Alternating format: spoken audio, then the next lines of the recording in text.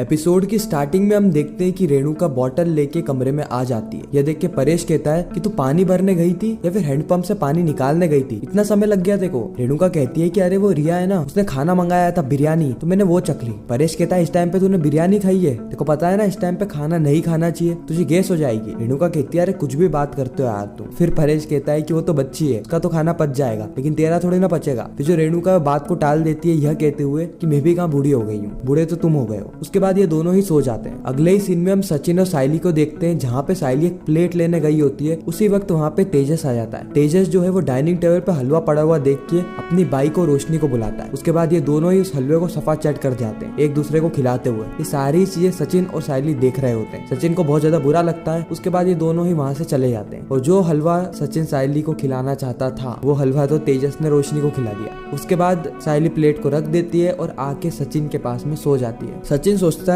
सोचता है कि अब घर पे कुछ लाना ही नहीं, मैं इसको बाजार में ले जाऊंगा और बाजार में ही खिलवा दूंगा। घर पे तो साले सबके सब भुक्कड़ बैठे हैं। अब तो सुबह हुई भी नहीं होती है और अचानक से ही रेणुका की नींद खुल जाती है। हम सभी समझ गए हैं क्यों, क्योंकि उसका जो पेट है वो खराब हो जाता है। ना तो उसको वॉमिटिंग आ रही थी और ना ही उसको नींद आ रही थी, वो बीच की सिचुएशन में अटक गई थी। उसके बाद वो लाइट चालू करती है। ये देख के परेश कहता है कि वाह तू तो यंग है ना, तू तो पत्थर भी खा के पचा लेती है ना, तो अब क्या हो गया। देख रेणु, मैंने तेको पहले ही कहा था कि रात के टाइम पे हैवी खाना नहीं खाते हैं। लेकिन जो रेणुका होती है वो इस बार भी परेश की नहीं सुनती है और परेश से कहती है अब तो मैंने खा लिया, अब बताओ करना क्या है, क्योंकि मुझे तो नींद नहीं आ रही है। परेश कहता है कि अगर तुझे नहीं आएगी तो घर में किसी को भी नहीं आएगी, तो एक काम कर 1 घंटा वॉक करके आ, तभी जाके तेरी हालत ठीक होने वाली है, नहीं तो कुछ नहीं होगा। उसके बाद हम देखते हैं कि जो रेणुका है वो वॉक करने के लिए हॉल में आ जाती है। हॉल में आके वो यह नहीं सोचती कि सचिन और साइली सो रहे हैं, वो वहाँ पे आके लाइट चालू कर लेती है, जिसके चक्कर में सचिन और साइली दोनों की नींद खुल जाती है। ये ढंग से सोए भी नहीं थे। उसी वक्त साइली रेणुका के पास जाती है और पूछती है कि काकू क्या हो गया, आप यहाँ पर कैसे। रेणुका कहती है कि मेरा ही घर है और मुझे 1 घंटा घूमना है, जा मेरे लिए गर्म पानी लेकर। सचिन कहता है 1 घंटा घूमना है, लग गई इसकी तो वाट, बिरयानी खा रही थी ना। सचिन साइली से कहता है कि साइली जा इसको मोमबत्ती भी ला के दे देना। उसके बाद ये यही कहे,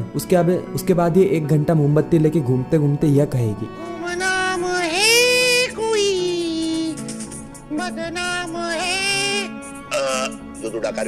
ऐसा घूमते रही।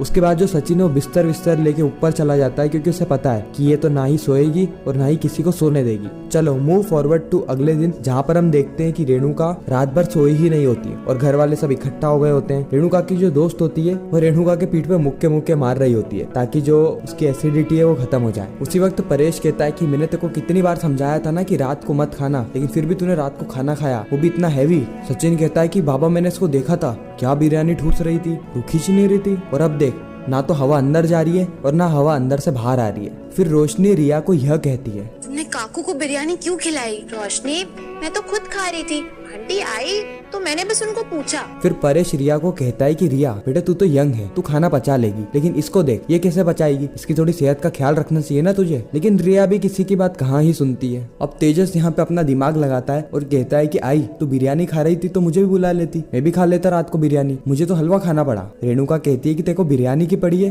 यहाँ पे मेरी हालत टाइट हो गई है। और इसी मौके का फायदा उठाते हुए सचिन कहता है कि इसने तो इतनी डिग्रियां ली है ना, ले अपने आई की मदद तो कर। तेजस कहता है कि मैं मदद करने के लिए ही कह रहा था, अगर रात को मुझे आई बुला लेती तो मैं उनकी जगह की बिरयानी खा लेता, तो मुझे तो पच जाती ना और उनकी तबीयत अच्छी हो जाती। सचिन कहता है कि वाह तू तो मुझसे बात करा ही मत कर, तू तो बहुत ही ज्यादा पढ़ा लिखा है, मुझे ना तेरी बातें हजम नहीं होगी। अब जो शांति होती है वो पीठ पे मार के बहुत ज्यादा थक जाती है।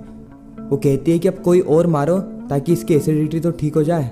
साइली एक काम कर, तू थोड़ा हाथ बटा दे। सचिन कहता है कि वाह साइली बहुत बढ़िया मौका है, दे इसके पीठ पे 5-6 पूरी ना खुन्ना से निकाल दे इसके अंदर, इसकी एसिडिटी भी हो जाएगी और तेरा काम भी हो जाएगा। बहुत बोलती है ना तेको ये। रेणुका कहती है कि मुझे कोई हाथ नहीं लगाएगा, मुझे पता है कि तुम मौका ही ढूंढ रहे हो ना, ये फूल वाली भी मौका ही ढूंढ रही है मुझे मारने का, लेकिन नहीं कोई मुझे हाथ नहीं लगाएगा। सचिन कहता है कि साइली अच्छा मौका है, ऐसा मौका कभी भी नहीं आएगा, लेकिन साइली खुद ही आगे रह के मना कर देती है। ये कहती है कि मैं काकू को मार नहीं सकती। अब ये कहानी सीधे जाती है रोशनी की तरफ। फिर रोशनी भी डायरेक्ट मना कर देती है कि मैं काकू को नहीं मार सकती। फिर तेज उसे राय देता है कि क्यों ना तुम मसाज करो, मसाज से ठीक हो जाए। रोशनी कहती है कि मसाज से बॉडी पेन ठीक होता है, इंटरनल पेन ठीक नहीं होता है। उसके बाद रिया कहती है कि अरे आप दोनों की टेंशन ले रही है, मैं बचपन से बेसबॉल खेलती हुई आई थी, जो बॉल दिखती थी ना उसको जोर से मारती थी, अब मेरे पास बेसबॉल का बैट तो नहीं है लेकिन मेरा हाथ ही काफी है, मैं मारती हूँ। लेकिन आकाश रिया को रोक लेता है, कहता है कि रिया तुमने वैसे ही पहले बहुत मदद कर दी है रात को आई को बिरयानी खिला के, अब प्लीज और मदद मत करो। उसके बाद जाती है बात परेश पे, और जैसे ही परेश पे बात आती है सचिन कहता है कि बाबा किसी को नहीं मारेगा, उनका हाथ दुखने लग जाएगा।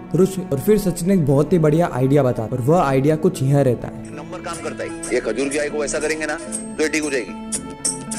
वो रहता है ना अपना मुसल, वो मुसल को ऐसे उठा के और यह बात सुन के एकदम से रेणुका खड़ी हो जाती है, उसको ढकारे आने लगती है। वो इतना शौक में हो जाती है कि उसकी सारी जो एसिडिटी है वो उसी समय निकल जाती है। हालांकि ऐसा कुछ रियल में नहीं होता है, ऐसा रियल में कोशिश मत करना कि किसी को शौक की बातें बताई और फिर उसकी एसिडिटी खत्म हो जाएगी। ये शो है और शो के अंदर कुछ भी बता रहे हैं। फिर हम देखते हैं कि सभी लोगों को थोड़ी सी राहत मिलती है, सभी लोगों को थोड़ी सी शांति मिलती है। उसके बाद धीरे धीरे करके सभी लोग अपने काम के लिए निकल जाते हैं, क्योंकि अब रेणुका की तबीयत जो है वो ठीक हो गई थी। परेश जाते जाते कहता है कि रेणु अगली बार से ध्यान रखना कि रात को कुछ भी हैवी खाना मत खाना। अगले सीन में हम देखते हैं कि रेणुका से मिलने के लिए रिया की आई होती है। अब जो रिया की मम्मी होती है वो रेणुका से कहती है कि हमने वो रस्मों के लिए एक बड़ा सा हॉल बुक कर लिया है, आई होप आपने सारी ही चीजें आपके हस्बैंड को बता दी होगी। रेणुका कहती है कि हाँ, मैंने परेश को सारी ही चीजें कल ही बताई, साथ ही जो रोशनी है उसके पापा भी दुबई से आ रहे हैं। रिया की मॉम कहती है कि अच्छी बात है, बहुत अच्छी बात है। रिया की मॉम कहती है कि मेरे दिल में एक बात थी, अब मुझे समझ में नहीं आ रहा है मैं आपसे कैसे कहूँ। रेणुका कहती है कि कहिए ना, छुपाने की क्या बात है। फिर रिया की मॉम कहती है कि हमारे सारे ही रिलेटिव्स इस फंक्शन में आने वाले हैं। अब बात यहाँ पे क्या है कि सब बड़े घर के अमीर लोग हैं, कोई गवर्नमेंट ऑफिसर से,